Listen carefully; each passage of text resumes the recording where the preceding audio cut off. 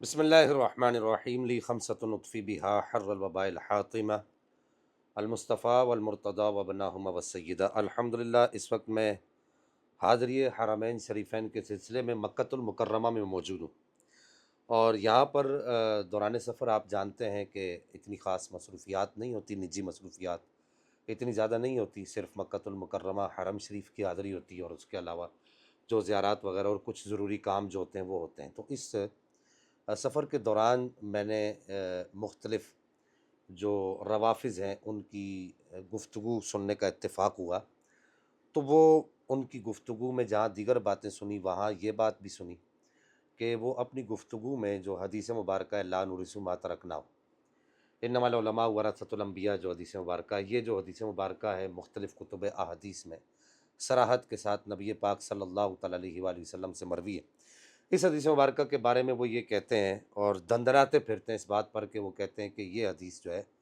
صرف ایک ہی صحابی سے مروی ہے، اور اس کے علاوہ کسی اور صحابی سے یہ حدیث مبارکہ مروی نہیں ہے، یعنی کہ اس کے راوی ایک ہی ہیں۔ ان کے کہنے کا مقصد یہ ہوتا ہے، اور یہ دیکھیے کہ شومیہ قسمت کہیے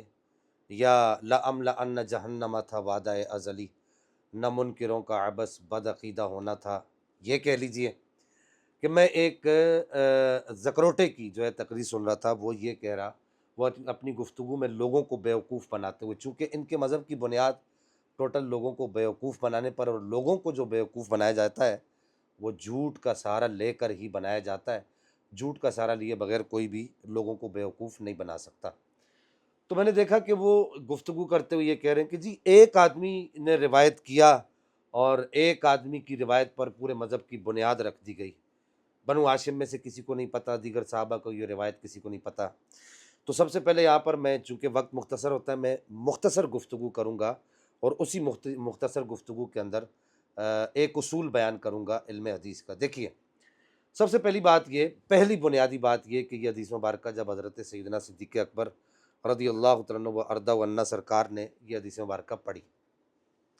تو اس وقت آپ کے وہاں پر سامنے جتنے بھی صحابہ کرام تھے، وہ کثیر صحابہ کرام کی تعداد تھی، تو ان سب کے سامنے حضرت ابوبکر صدیق رضی اللہ تعالیٰ عنہ و ارضہ عنہ نے اس حدیث مبارکہ کو پڑھا۔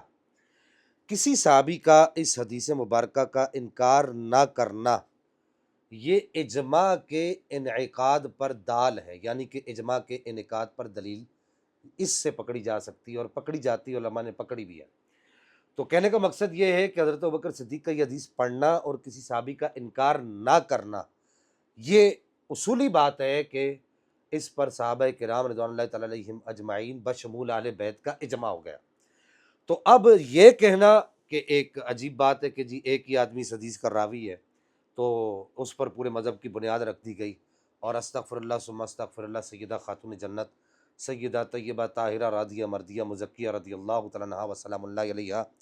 ان کے بارے میں یہ کہتے ہیں کہ جی استغفر اللہ، فدق ان کا حق تھا تو ان سے چھین لیا گیا۔ پہلی بات، اس بات کو ذہن نشین رکھیں، سب میں جتنے بھی سننے والے ان سب کو کہوں گا کہ یہ علم حدیث کا مسلمہ اصول ہے۔ دوسری بات یہاں پر یہ عرض کروں کہ ائمہ محدثین نے یہ جو حدیث لا نورث ما ترکنا صدقہ، اس حدیث کے متواتر ہونے کی تصریح کی ہے، اور ائمہ حدیث نے یہاں تک دعویٰ کیا ہے اور یہاں تک کہا ہے کہ 13 اصحاب رسول سے یہ روایت مروی ہے۔ تیسری بات اس ضمن میں آگے چل کے میں ان اصحاب رسول کا نام بھی لوں گا، ان کے نام بھی آپ کو گنواؤں گا۔ تیسری بات، امام سیوطی اور حافظ مرتضیٰ زبیدی حنفی نے جو احادیث متواتر پر کتابیں لکھی ہیں، امام سیوطی نے اور حافظ مرتضیٰ زبیدی حنفی نے جو حدیث متواتر پر جو کتابیں لکھی ہیں، ان کتابوں کے اندر، یعنی امام سیوطی نے اپنی کتاب جو علم حدیث متواتر حدیثوں پر لکھی ہے، اس میں اس حدیث مبارکہ کو نقل کیا ہے، اور حافظ مرتضیٰ زبیدی حنفی نے انہوں نے جو کتاب لکھی ہے حدیث متواتر پر، اس میں اس حدیث مبارکہ کو نقل کیا ہے۔ اور یہاں پر بخاری شریف کا ایک حوالہ، چوتھی بات یہاں پر بخاری شریف کا ایک حوالہ دینا چاہوں گا کہ بخاری میں رقم ہے 5358، اور مسلم شریف کا بھی حوالہ دینا چاہوں گا، مسلم میں رقم ہے 1757، اور بخاری میں رقم ہے 5358۔ تو یہاں پر جو حضرت ابن عباس اور مولا کائنات مولا حیدر کرار، حضرت عباس اور مولا کائنات مولا حضرت کرار کرم اللہ وجہ کریم کے مابین جو ایک تنازع تھا، اس تنازع کو لے کر جب امیر المؤمنین خلیفۃ المسلمین خلیفہ رسول حضرت عمر فاروق رضی اللہ تعالیٰ عنہ و عنہ کے پاس گئے، یہ دونوں حضرات، تو وہاں پر حضرت عمر فاروق رضی اللہ تعالیٰ عنہ و عنہ نے یہ حدیث مبارکہ صحابہ کرام رضوان اللہ تعالیٰ علیہم اجمعین کے پوری ایک جماعت کے سامنے پڑھی۔ یہ حدیث مبارکہ لا نورث ما ترکنا صدقہ، یہ جو حدیث مبارکہ ہے پوری جماعت کے سامنے پڑھی، اور اس جماعت میں سے کسی نے بھی انکار نہیں کیا۔ اور امام نسائی نے تو اس کے بارے میں یہ لکھا کہ امام نسائی نے کہا، اثر الکبریٰ میں کہا کہ ان صحابہ کرام میں حضرت طلحہ بھی موجود تھے۔ یہ میں کیوں کہہ رہا ہوں، آگے چل کے میں آپ کو بتاؤں گا کہ امام نسائی کی یہ بات میں نے کوٹ کیوں کی۔ اور اسی طریقے سے بعض ازواج مطہرات نے بھی اس کا ارادہ کیا کہ وہ اپنا ترکہ جو ہے نبی پاک علیہ الصلوۃ والسلام کا جو ترکہ ہے وہ جا کے خلیفۃ المسلمین خلیفہ رسول امیر المؤمنین حضرت ابوبکر صدیق رضی اللہ تعالیٰ عنہ کو کہیں کہ وہ ترکہ دیں۔ تو سیدہ عائشہ صدیقہ نے بھی یہ حدیث ان ازواج کو، یعنی تمام ازواج مطہرات کو جو اس وقت حیات تھیں، ان کو یاد کرائی کہ نبی پاک صلی اللہ تعالیٰ علیہ وسلم نے یہ ارشاد فرمایا لا نورث ما ترکنا صدقہ۔ امام سیوطی فرماتے ہیں کہ اخرجہ الشیخان، کہ امام مسلم اور امام بخاری ان دونوں حضرات نے اس حدیث مبارکہ کو ان صحابہ سے لیا ہے۔ کن صحابہ سے لیا ہے؟ حضرت عمر سے اس حدیث مبارکہ کو نقل کیا ہے، اور حضرت عثمان سے، مولا کائنات مولا حضرت کرار سے، حضرت سعد بن ابی وقاص سے۔ امام بخاری نے ان حضرات سے نقل کیا، جس میں یہ چار صحابہ ہو گئے، حضرت عمر، حضرت عثمان، مولا کائنات اور سعد بن ابی وقاص، یہ چار صحابہ کرام ہو گئے۔ ان میں مولا کائنات مولا حضرت کرار کرم اللہ وجہ کریم داخل ہیں، ان سے نقل کیا ہے کس نے؟ امام بخاری نے۔ امام مسلم نے کن سے نقل کیا ہے؟ حضرت عباس سے، جو نبی پاک صلی اللہ تعالیٰ علیہ وسلم کے چچا ہیں، ان سے نقل کیا ہے۔ حضرت ابو بکر سے نقل کیا ہے، حضرت عبد الرحمن بن عوف سے نقل کیا ہے، حضرت زبیر بن العوام سے نقل کیا، حضرت ابو ہریرہ سے اس حدیث کو نقل کیا۔ یہ کتنے ہو گئے؟ حضرت عباس، حضرت ابو بکر، حضرت عبد الرحمن بن عوف اور حضرت زبیر بن العوام اور حضرت ابو ہریرہ، چار یہ ہو گئے، 8 ہو گئے۔ امام ابو داؤد نے حضرت سیدہ عائشہ صدیقہ رضی اللہ تعالیٰ عنہا سے اس حدیث مبارکہ کو نقل کیا، 9 ہو گئے۔ اور امام نسائی نے حضرت طلحہ سے نقل کی، جو پیچھے میں نے حضرت طلحہ کا ذکر کیا، ان سے نقل کیا، 10 ہو گئے۔ اور امام طبرانی نے حضرت حذیفہ بن یمان رازدار رسول، صاحب سر رسول،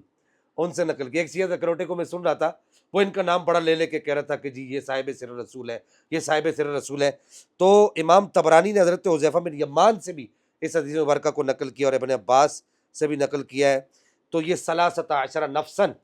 یہ محدثین نے یہ لفظ لکھا ہے 13 نفسن، امام سیوطی نے اس لفظ کو نقل کیا ہے، لکھ کر آپ نے کہا ان تمام کے تمام صحابہ کے 13 صحابہ کرام کے نام لکھ کر انہوں نے کہا کہ یہ 13 کے 13 صحابہ کرام نبی پاک صلی اللہ تعالیٰ علیہ وسلم کی اس حدیث مبارکہ کے راوی ہیں۔ اور اسی طریقے سے امام سیوطی نے یہ کہا ہے کہ یہ جو حدیث مبارکہ ہے، جو علم حدیث کے اندر ایک مشہور جو حدیث ہے، حدیث متواتر کی جو مثال دی جاتی ہے کہ کہا جاتا ہے من کذب علیہ متعمدا فلیتبوأ مقعدہ من النار، جو حدیث متواتر کی مثال دی جاتی ہے کہ کہا جاتا ہے یہ حدیث متواتر ہے، تو امام سیوطی کہتے ہیں کہ یہ حدیث جو ہے یہ اس حدیث مبارکہ کی طرح ہے کہ جو حدیث متواتر کی مثال کے اندر گردانی جاتی ہے، من کذب علیہ متعمدا فلیتبوأ مقعدہ من النار۔ اور امام سیوطی نے یہ ساری بات کہاں کی ہے؟ قطف الازہار المتناثرہ فی الاخبار المتواترہ، امام سیوطی نے اس کو نقل کیا ہے، اور اس کتاب کا صفحہ نمبر 273 ہے۔ اور یوں ہی یہ حدیث مبارکہ لقۃ لعالی المتناثرہ فی احادیث المتواترہ کے صفحہ نمبر 216 پر بھی نقل ہے۔ حافظ مغرب شیخ جعفر القطانی نے کہا کہ ثم ھذا الحدیث قال حافظ ابن حجر ایضا، حافظ ابن حجر نے بھی اس حدیث مبارکہ کے بارے میں یہی کہا ہے کہ جس طرح من کذب علیہ متعمدا فلیتبوأ مقعدہ من النار، یہ حدیث مبارکہ متواتر کی مثال میں نقل کی جاتی ہے، تو یہ حدیث مبارکہ اسی حدیث کی طرح ہے جو مثال متواتر کی مثال میں نقل کی جاتی ہے۔ امام بزار نے حضرت حذیفہ بن یمان سے اس حدیث مبارکہ کو نقل کیا ہے، اور حافظ ہیثمی نے مجموع الزوائد